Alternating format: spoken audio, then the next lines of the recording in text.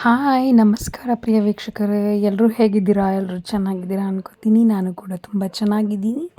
And ಇವತ್ತಿನ vlog ಬಂದು ಇದು ದೀಪಾವಳಿಯ ಕೊನೆಯ ಅಮಾವಾಸ್ಯೆಯ ವ್ಲಾಗ್ ಇದು.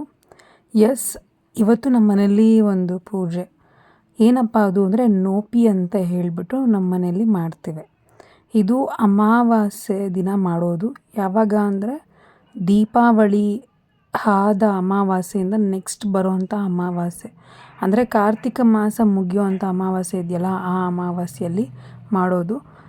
ಈ ರೀತಿಯಾಗಿ ನಮ್ಮ ಮನೇಲಿ ಪ್ರಿಪ್ರೇಷನ್ ಆಗಿತ್ತು. ಅದಕ್ಕೆ ಒಬ್ಬಟ್ಟು ಮಾಡ್ತೀವಿ ನಾವು. ಸೊ ಒಬ್ಬಟ್ಟು ಮಾಡಿ ಈ ಗೌರಿ ಪೂಜೆ ಹೆಂಗೆ ಮಾಡ್ತೀವೋ ಅದೇ ಥರನೇ ಸಿಮಿಲರ್ ಆಗಿ ಪೂಜೆ ಮಾಡೋದು. ಇದನ್ನು ಹೇಗೆ ಅಂದರೆ ಇದನ್ನು ನೋಪಿ ಅಂತ ಹೇಳಿ ಕರೆಯೋದು ನಾವು. ನೋಪಿ ಇದು ತುಂಬ ಜನ ಮಾಡ್ತಾರೆ, ತುಂಬ ಕಡೆ ಇದನ್ನು. ಇದು ಆಡುಭಾಷೆಯಲ್ಲಿ ನೋಪಿ ಅಂತ ಕರೆಯೋದು. ಆ್ಯಕ್ಚುಲಾಗಿ ಇದು ನೋಮಿ ಅಂತ ಹೇಳಿ, ನೋಮಿ ಗೌರಿ ಅಂತ ಹೇಳಿ ಕರೆಯೋದು.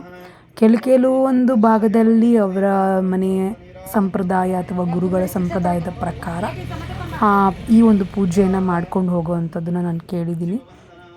ಈ ಒಂದು ಪೂಜೆಗೆ ಗೌರಿ ಬಾಗಿಣಕ್ಕೆ ಹೇಗೆ ತುಂಬ್ತಾರೋ ಅದೇ ರೀತಿಯಾದಂಥ ವಸ್ತುಗಳನ್ನು ತುಂಬುವಂಥದ್ದು. ಒಂದು ಚುಪ್ಪು ಬಾಳೆಹಣ್ಣು, ಒಂದು ಕಾಯಿ, ಹಾಗೆಯೇ 21 ಅಡಿಕೆ, 21 ವೀಳ್ಯದೆಲೆ, ಹಾಗೂ ನಾವು ಮಾಡಿದಂತಹ ನೈವೇದ್ಯಕ್ಕೆ ಮಾಡಿರ್ತೀವಲ್ಲ ಒಬ್ಬಟ್ಟು, ಅದನ್ನು ಕೂಡ 21, ಹಾಗೆಯೇ ಅರಿಶಿಣದ ಗೋಟು 21, ಮತ್ತು ಧೂಪದ ರಾಡು ಅಂತ ಸಿಗುತ್ತೆ, ಅದು 21. ಇಷ್ಟನ್ನು ಕೂಡ 21 ನಾವು ಬಾಗಿಣಕ್ಕೆ ಜೋಡಿಸ್ಕೊಂಡು ಆ ನಂತರ ಇದನ್ನು ನಾವು ಪೂಜೆ ಮಾಡುವಂಥದ್ದು. ಅಂದರೆ ಇದು ಅವ್ರ ಮನೆಯಲ್ಲಿ ಯಾವ ರೀತಿಯಾದಂಥ ಸಂಪ್ರದಾಯ ಇರುತ್ತೆ ಆ ರೀತಿಯಾದಂಥ ಸಂಪ್ರದಾಯದಲ್ಲಿ ಮಾಡುವಂಥದ್ದು. ಕೆಲವರು ಇದನ್ನು ನದಿ ಹತ್ರ ಅಥವಾ ಬಾವಿ ಹತ್ರ ಅಥವಾ ಕಲ್ಯಾಣಿ ಹತ್ರ ಮಾಡ್ತಾರೆ. ಇನ್ನು ಕೆಲವರು ಗುರುಗಳಿಗೆ ಅವ್ರ ಮನೆಯ ಒಂದು ಸಂಪ್ರದಾಯದ ಪ್ರಕಾರ ಗುರುಗಳಿಗೆ ಅಂದರೆ ಅವ್ರಿಗೆ ಪಾದಕ್ಕೆ ಸಮರ್ಪಣೆ ಮಾಡೋದನ್ನು ಮಾಡ್ತಾರೆ. ಈ ರೀತಿಯಾಗಿ ಇಲ್ಲಿ ನಾವು ಮಾಡೋದು ಗುರುಗಳಿಗೆ ಸಮರ್ಪಣೆ ಮಾಡಿದ ಹಾಗೆ ಅವ್ರಿಗೆ ಪಾದಕ್ಕೆ ಸಮರ್ಪಣೆ ಮಾಡ್ತೀವಿ. ಹಾಗೆಯೇ ನಮ್ಮ ಮನೇಲಿ ಮಾಡುವಂತಹ ನೋಮಿ ಅಂದರೆ ಈ ಗೌರಿ ಏನು ಈ ನೋಪಿ ಇದೆಯಲ್ಲ, ಇದು ನಾವು ದಾರದ ನೋಪಿ ಅಂತ ಹೇಳಿ ಮಾಡ್ತೇವೆ.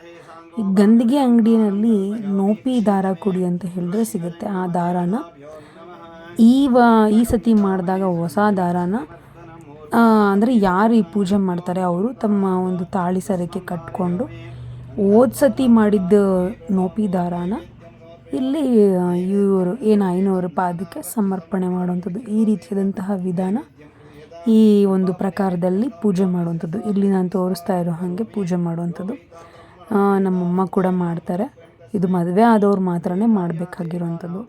ಹಾಗಾಗಿ ಇದು ಮಾಡೋದ್ರಿಂದ ಏನಪ್ಪ ಅನ್ನೋದಾದರೆ, ಗೌರಿ ಪೂಜೆಯನ್ನು ಮಾಡಿದ್ರೆ ಯಾವ ಥರದ ಫಲಗಳು ಸಿಗ್ತದೆ ಅದೇ ರೀತಿಯಾಗಿ ಇದು ಕೂಡ ನೋಮಿ ಗೌರಿ ಆಗಿರೋದ್ರಿಂದ ಈ ಗೌರಿ ಪೂಜೆ ಮಾಡೋದ್ರಿಂದ ಹೆಣ್ಣು ಮಕ್ಕಳು ಅವರ ಒಂದು ಸೌಭಾಗ್ಯ ಅನ್ನೋದು ವೃದ್ಧಿ ಆಗ್ತದೆ, ಸಂತಾನ ವೃದ್ಧಿ ಆಗುತ್ತೆ, ಹಾಗೂ ವಂಶಾಭಿವೃದ್ಧಿ ಆಗ್ತದೆ ಅನ್ನುವಂಥ ಪ್ರತೀತಿ. ಹಾಗಾಗಿ ನಮ್ಮ ಮನೆಯಲ್ಲಿ ಈ ಒಂದು ಸಂಪ್ರದಾಯವನ್ನು ರೂಢಿ ಮಾಡ್ಕೊಂಬಂದಿರುವಂಥದ್ದು.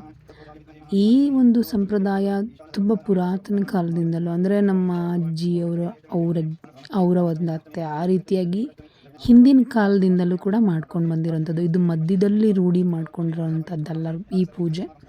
ಇದು ಅವ್ರ ಮನೇಲಿ ಸಂಪ್ರದಾಯ ಇರಬೇಕು, ಆಗ ಮಾತ್ರ ಈ ಒಂದು ಪೂಜೆನ ಮಾಡ್ಬೋದು ಅಂತ ಹೇಳ್ತಾರೆ. ಇಲ್ಲಿ ನಾವು ಗೆಜ್ಜೆ ವಸ್ತ್ರ ಆಗಿರ್ಬೋದು, ನೋಪಿ ದಾರ, ಹಿಂದಿನ ಅಂದರೆ ಲಾಸ್ಟ್ ಟೈಮ್ ಮಾಡಿದಂತಹ ನೋಪಿ ದಾರದನ್ನು ಏನು ಮಂಗಳ ಸೂತ್ರಕ್ಕೆ ಕಟ್ಕೊಂಡು ಮಾಡಿರ್ತಾರಲ್ಲ, ಆ ಒಂದು ಸೂತ್ರವನ್ನು ಎತ್ತಿಟ್ಟಿರ್ತಾರೆ. ಅದನ್ನು ಇವಾಗ ಐನೋರ ಪಾದಕ್ಕೆ ಸಮರ್ಪಣೆ ಮಾಡಿ ತಂದಿದ್ದ ಹಣ್ಣು ಕಾಯಿ ಎಲ್ಲನೂ ಹಾಗೆಯೇ ನೈವೇದ್ಯನೆಲ್ಲ ಸಮರ್ಪಣೆ ಮಾಡಿ ಗೆಜ್ಜೆ ವಸ್ತ್ರನೆಲ್ಲ ಹಾಕಿ ಪೂಜೆ ಮಾಡಿ ನೈವೇದ್ಯಕ್ಕೆ ಅಂತ ಏನೇನು ತಂದಿರ್ತಾರಲ್ಲ 21 ಒಬ್ಬಟ್ಟು ಹಾಗೆಯೇ ಬಾಗಿಣದ ಎಲ್ಲ ವಸ್ತುಗಳನ್ನು ಕೂಡ ನೈವೇದ್ಯ ಮಾಡುವಂಥದ್ದು. ಇದು ಸಿಮಿಲರ್ ಗೌರಿ ಪೂಜೆನೇ, ಬೇರೆ ಡಿಫ್ರೆನ್ಸ್ ಏನಿಲ್ಲ. ಆ ಗೌರಿ ಪೂಜೆಗೆ 2 ಬಾಗಿಣನ ನಾವು ಅಂದರೆ 2 ಮರದಲ್ಲಿ ಬಾಗಿಣ ತುಂಬ್ತೀವಿ. ಆದರೆ ಇದರಲ್ಲಿ ಸಿಂಗಲ್ ಮರ. ಮದುವೆ ಆದವ್ರು ಮಾತ್ರನೇ ಈ ಒಂದು ಪೂಜೆನ ಮಾಡಬೇಕು. ಈ ಸಿಂಗಲ್ ಮರದಲ್ಲೇ ತುಂಬಬೇಕು. ಮನೇಲಿ ಎಷ್ಟೇ ಜನ ಸೊಸೆಯರಿದ್ದರೂ ಕೂಡ ಒಂದೇ ಬಾಗಿಣನೇ ತುಂಬೋದು. ಎಕ್ಸ್ಟ್ರಾ ತುಂಬಲ್ಲ. ಆದರೆ ಗೌರಿ ಪೂಜೆಯಲ್ಲಿ ನಾವು ಎಷ್ಟು ಜನ ಪೂಜೆ ಮಾಡ್ತೀವೋ ಅಷ್ಟು ಜನನೂ ಕೂಡ ಬಾಗಿನ ತುಂಬುವಂಥದ್ದಿದೆ.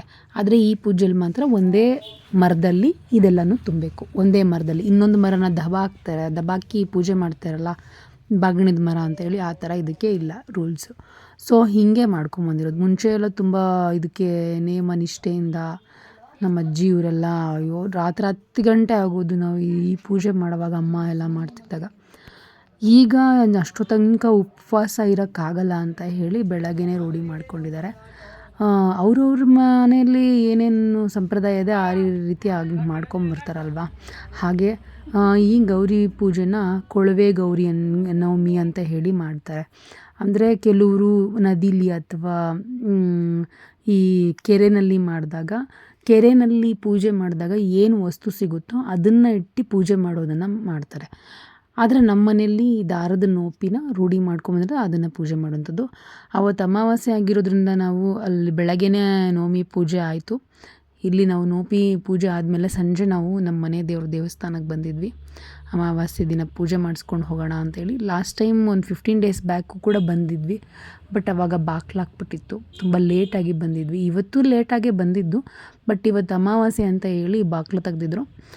ಅವತ್ತು ಬಾಕ್ಲು ತೆಗ್ದಿರಲಿಲ್ಲ, ನಮಗೆ ದರ್ಶನ ಆಗಲಿಲ್ಲ. ಸೊ ಹಾಗಾಗಿ ನಾವು ಇವತ್ತು ಬಂದು ಪೂಜೆ ಮಾಡಿಸ್ಕೊಂಡು ಹೋಗೋಣ ಅಂತ ಹೇಳಿ, ಅವತ್ತು ಹೆಂಗೂ ವೀಕೆಂಡ್ ಇತ್ತು, ನಮ್ಮ ಅಣ್ಣಂಗೂ ಕೂಡ ರಜಾ ಇತ್ತು. ಸೊ ಹಾಗಾಗಿ ನಾವು ದೇವಸ್ಥಾನಕ್ಕೂ ಕೂಡ ಬಂದು ಪೂಜೆ ಮಾಡಿಸ್ಕೊಂಡು ದೇವ್ರದ್ದೊಂದು ಬ್ಲೆಸ್ಸಿಂಗ್ಸ್ ತೊಗೊಂಡು ನಾವು ಮುಂದೆ ಎಲ್ಲ ಒಳ್ಳೆಯದಾಗಲಿ, ಅಂದ್ಕೊಂಡಂಥ ಕೆಲಸಗಳೆಲ್ಲ ಆಗಲಿ ಅಂತ ಹೇಳಿ ನಾವು ಪ್ರಾರ್ಥನೆ ಮಾಡ್ಕೊಂಡ್ವಿ. ಹಾಗೆಯೇ ಎಷ್ಟು ಜನ ಈ ಥರದ್ದು ಒಂದು ವ್ರತಗಳನ್ನು ಪೂಜೆಗಳನ್ನು ಮಾಡಿ ಈ ಬೇರೆ ಬೇರೆ ಸಂಪ್ರದಾಯ ಇರುತ್ತಲ್ವ ಅವ್ರವ್ರ ಮನೆಯಲ್ಲಿ. ನೀವು ಕೂಡ ಯಾವ ರೀತಿಯಾದಂತಹ ಒಂದು ಪೂಜೆನ ಈ ಸಿಮಿಲರ್ ಆಗಿ ನೋಪಿ ಯಾರಾದರೂ ಮಾಡೋರಿದ್ರೆ ಹೆಂಗೆ ಮಾಡ್ತೀರಾ ಅಂತ ಹೇಳಿ ನನಗೆ ಕಮೆಂಟಲ್ಲಿ ತಿಳಿಸಿ. ನಿಮ್ಮ ಕಡೆ ಹೆಂಗೆ ಮಾಡ್ತೀರಾ ಅಂತ ಹೇಳಿ ನನಗೂ ತಿಳ್ಕೊಡ್ರೆ ನನಗೂ ಒಂಥರ ಖುಷಿಯಾಗುತ್ತೆ. ನಮ್ಮ ಥರನೇ ಯಾರೋ ಒಬ್ಬರು ಪೂಜೆ ಮಾಡೋರು ಈ ಥರ ಇದ್ದಾರಲ್ಲ ಅನ್ನೋದು, ಆ ಥರದ್ದೊಂದು ಫೀಲಿಂಗ್ ಅಷ್ಟೇ. ಐ ಹೋಪ್ ಎಲ್ರಿಗೂ ಈ ವಿಡಿಯೋ ಇಷ್ಟ ಆಯಿತು ಅಂತ ತಿಳ್ಕೊತೀನಿ. ಹಾಗೆಯೇ ನನ್ನ ಈ ಒಂದು ವಿಡಿಯೋಗೆ ಲೈಕ್ ಮಾಡಿ, ಹಾಗೆಯೇ ಶೇರ್ ಮಾಡಿ, ಬೆಲ್ ಐಕಾನ್ ಪ್ರೆಸ್ ಮಾಡಿ, ಸಬ್ಸ್ಕ್ರೈಬ್ ಮಾಡ್ಕೊಳ್ಳಿ ನನ್ನ ಚಾನಲ್ನ ಅಂತ ತಿಳಿಸ್ತಾ ಎಲ್ರಿಗೂ ಒಳ್ಳೆಯದಾಗಲಿ. ಬಾಯ್.